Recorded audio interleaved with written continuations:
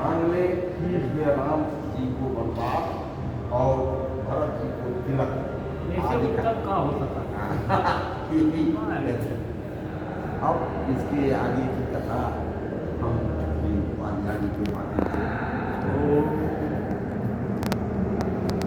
सर्वमंगल मांगल्ये शिवे सर्वार्थसाधिके शरण्ये त्र्यंबके गौरी नारायणी नमोस्तुते नमस्ते मंगलाकाली भद्रकाली कपाली दुर्गा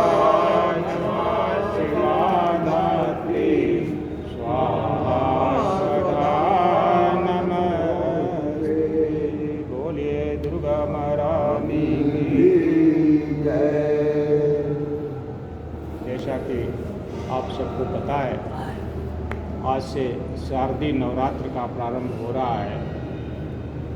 हमारे यहाँ वर्ष में वैसे तो 4 नवरात्रि होती है, 2 गुप्त नवरात्रि और 2 प्रत्यक्ष नवरात्रि। एक आश्विन मास के शुक्ल पक्ष की प्रतिपदा से प्रारंभ होती है, जो आज से प्रारंभ है, इसको शारदीय नवरात्रि कहते हैं। दूसरा चैत्र मास के शुक्ल पक्ष की प्रतिपदा से प्रारंभ होती है, जिसको बाशांती नवरात्रि कहते हैं। चूँकि यह शरद ऋतु में होता है, वह बसंत ऋतु में होता है, इसलिए इन ऋतुओं के हिसाब से इनका नाम है। 2 जो गुप्त नवरात्रि का वर्णन आता है, वह आषाढ़ मास के शुक्ल पक्ष की प्रतिपदा से और दूसरा माघ मास के शुक्ल पक्ष की प्रतिपदा से। ये 2 गुप्त नवरात्रि का विधान है।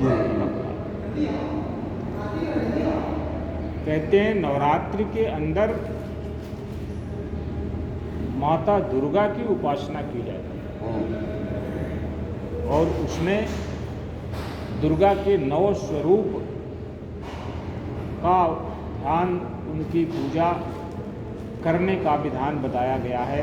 हमारे काशी में कोई 9 दुर्गा का स्थान बना हुआ है और जिस दुर्गा का जिस दिन होता है उस दिन वहाँ लोग दर्शन करने अवश्य जाते हैं।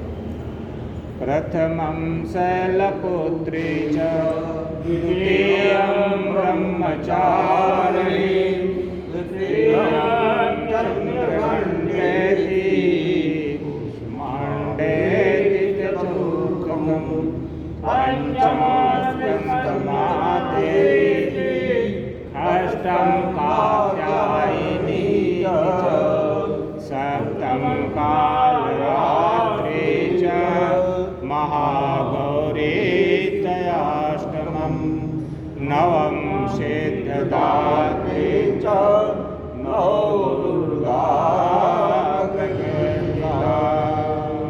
ये दुर्गा देवी के 9 प्रकृति का वर्णन हमारे दुर्गा सप्तशती के अंतर्गत आता है।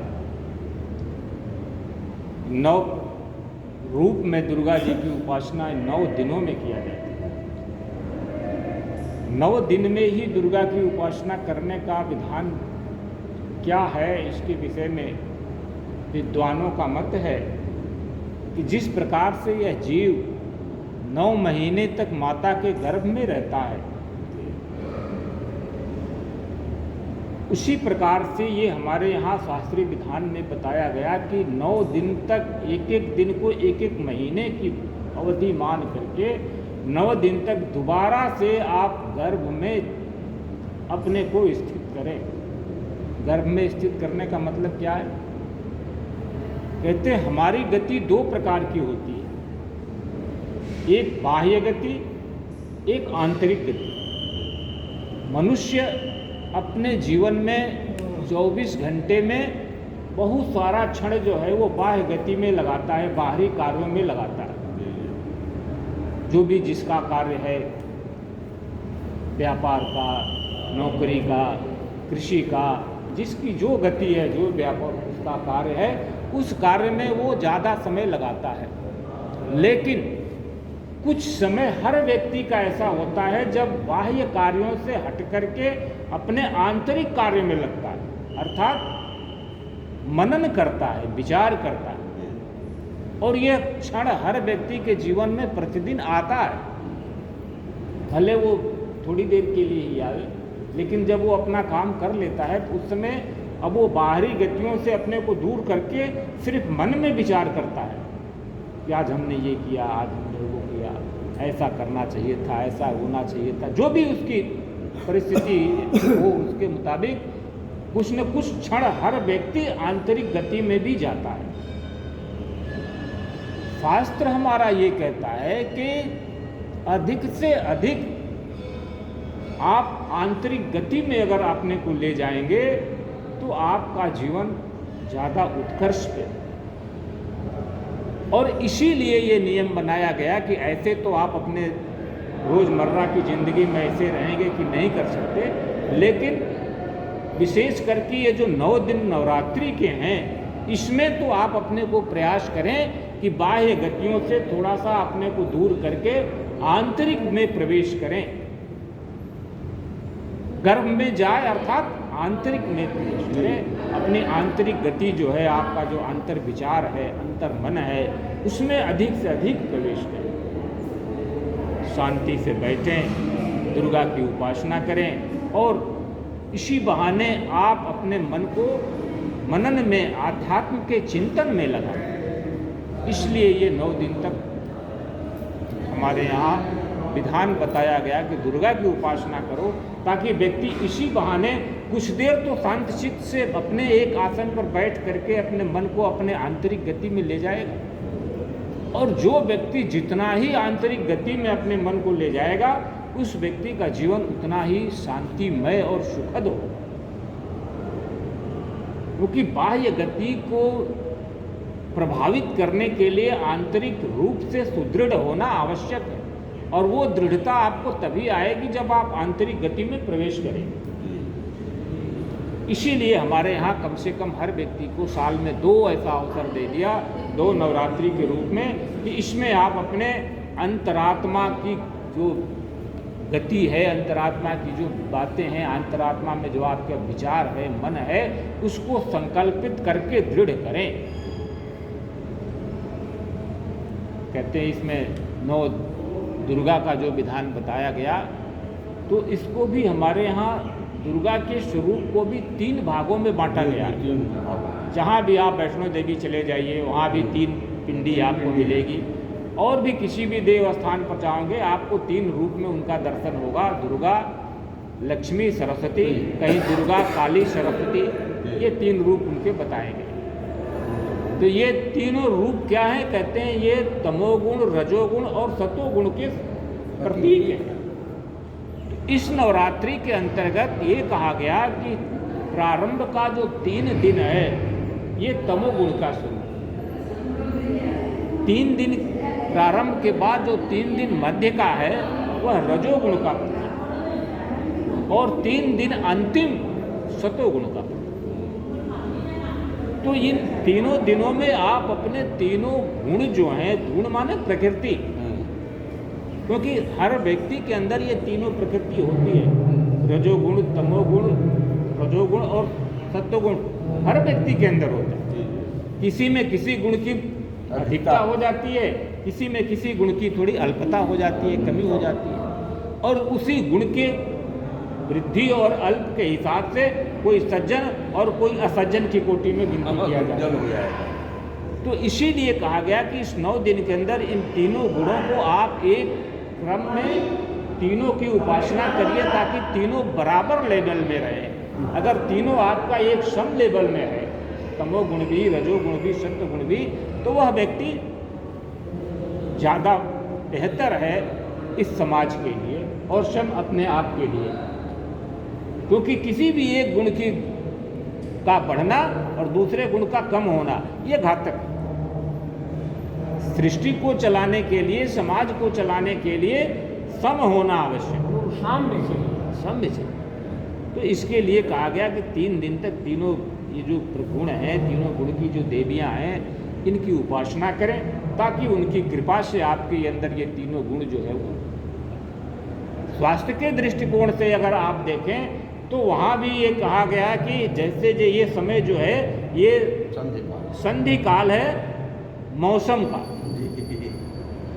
तो इस समय अगर आप उपवास करेंगे, अधिक से अधिक, संभव हो सके तो निराहार करें, संभव हो सके तो फलाहार करें, नहीं हो सके तो एक समय अन्नाहार करें, उसमें भी नहीं हो सके तो सात्विक आहार लेकर के आप 9 दिन तक अगर रहें तो आपका ये जो शरीर है इसका बैलेंस जो है वो आने वाले मौसम के लिए तैयार हो जाएगा। जैसे अब सर्दी की मौसम आएगा और बसंती नवरात्र में गर्मी का मौसम आता है, तो अगर आप इस 9 दिन तक अपने शरीर को इस ढंग से रखेंगे तो मौसम के लिए आप तैयार हो जाएंगे, जिससे आपका शरीर आने वाले मौसम से ज़्यादा प्रभावित न हो।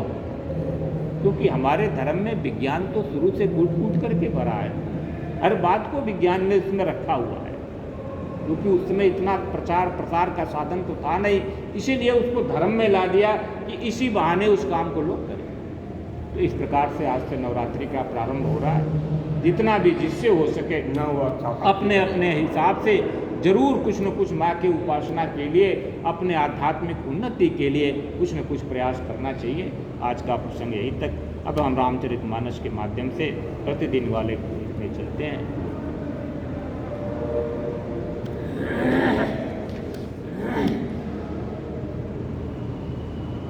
बीस हो गया ना?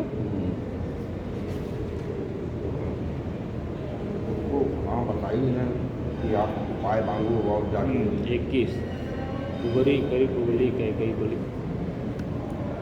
कुबरी करे कबूल कहते कपट पाहनते लखई नरामे निकट दुख कैसे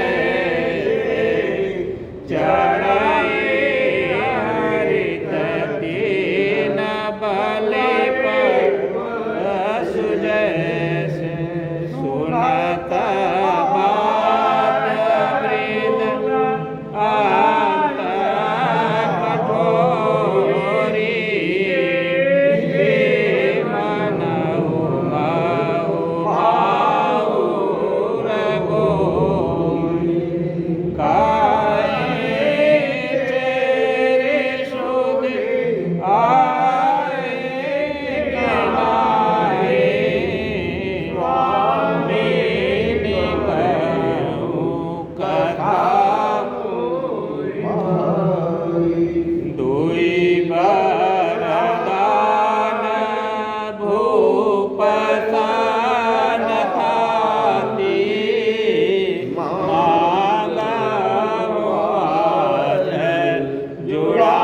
जुड़ावहि छाती सुतहि राम रामहि बनवासु देवु लेउ सहित गुलासु भूपति राम सपथ जब करई तब मांगऊ जे हे बचन न टरई होए अकाज आज निश बीते बचन मोर प्रिय मान बड़को बात करे पातकने कसी को पगृह जाओ आज सवार हो सजग सब जनपति आओ। कुबरी ने मंथरा ने कई को पूरा तैयार करके उनको भवन में भेज दिया। आगे की लाइन तुलसीदास जी क्या कहते हैं ये हम लोग अब देखें।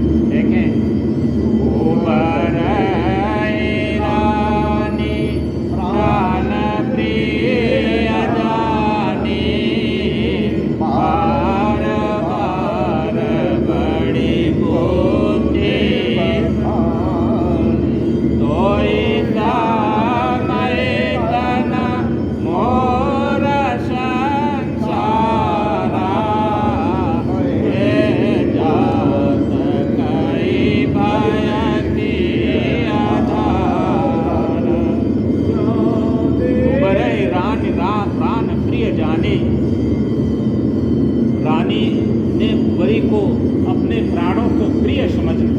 लग गई, ऐसा भाव बैठ गया उनके मन में और बार बार उसकी बुद्धि का बखान कर रही हैं कि तो ऐसम हितन मोर संसारा, तुम्हारे समान हित ऐसे इस संसार में मेरा और दूसरा कोई नहीं है, क्योंकि तुम बहे जात कई भय की आधारा, मैं तो बही जा रही थी लेकिन तुमने हमें आधार दे दिया। सहारा दे दिया। जो विधि पूरब मनोरथ काली, राउते जग भूतरी, वो वेद चेरै आदर देई, को भगवन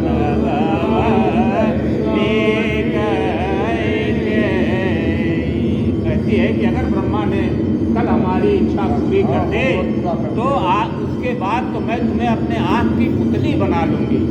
कहते हैं शरीर के अंदर सबसे अगर सुरक्षित कोई चीज़ है, नाजुक कोमल, तो वो है पुतली। आँख के पलकें जो हैं हमेशा उसकी रक्षा करने पर तैयार रहती हैं, थोड़ा सा भी अगर कहीं से भय मालूम पड़े तो पलकें तुरंत झप जाती हैं और उसकी रक्षा करती हैं। इसलिए सबसे कोमल चीज़ पुतली को माना जाता है। तो कई कहती है कि आज के बाद मैं तुम्हें अपनी पुतली बना लूँगी। बहुविध चेरई आदर देनी, इस दासी को बहुत प्रकार से आदर देने के पश्चात कई जो है वो भवन में चली गई। अब आगे जो है तुलसीदास जी क्या उपमा दे रहे हैं,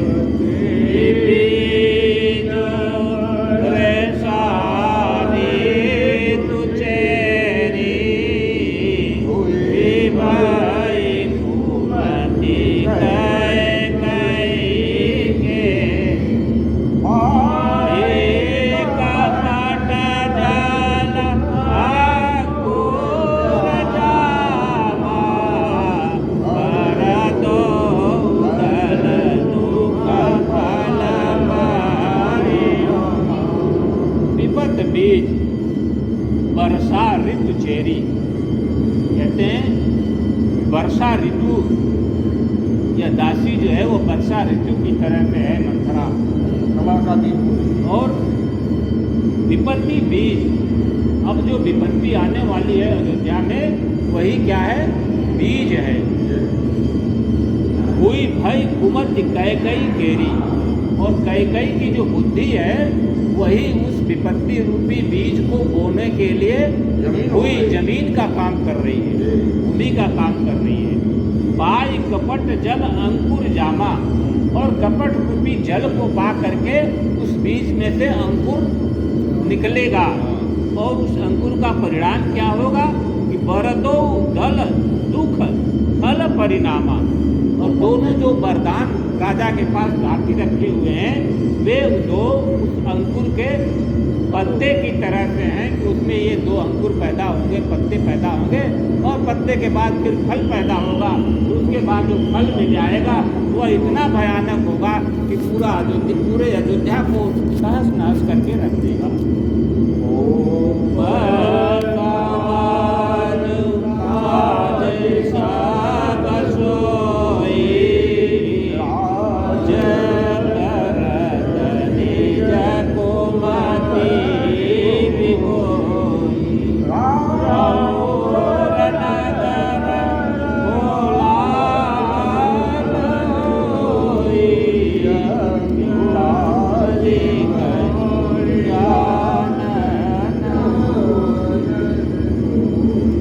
समाज साज सब सोई। वो भवन में जाने का जो सामान है, जैसे मैले कुचैले वस्त्र पहन लेना, कार्य श्रृंगार के साधन उतार देना, आभूषण उतार देना, कोई श्रृंगार नहीं करना, इस प्रकार का वेश बना करके कई वो भवन में जा पहुँची। कहते राज करत निज कुमत बिगोई, राज कर रही थी, अब उसकी बुद्धि जो है वो मारी गई, अपने आप के लिए विपत्ति देने जा रही है। और दूसरी तरफ नगर की क्या स्थिति है कि वहाँ तो किसी को इस कुचाल का कुछ पता है नहीं, इसलिए सब लोग भारी कोलाहल पूरे राज्य में मच रहा है, इसलिए कि जल्दी से कल हो जाए और राम का राज्याभिषेक। प्रमुदित मूर नर नारी सब बजाए एक प्रभ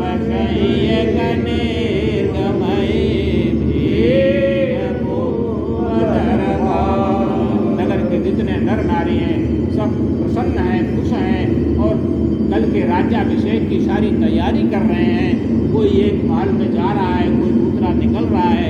इस प्रकार से राज दरबार में बड़ी भीड़ लगी हुई है।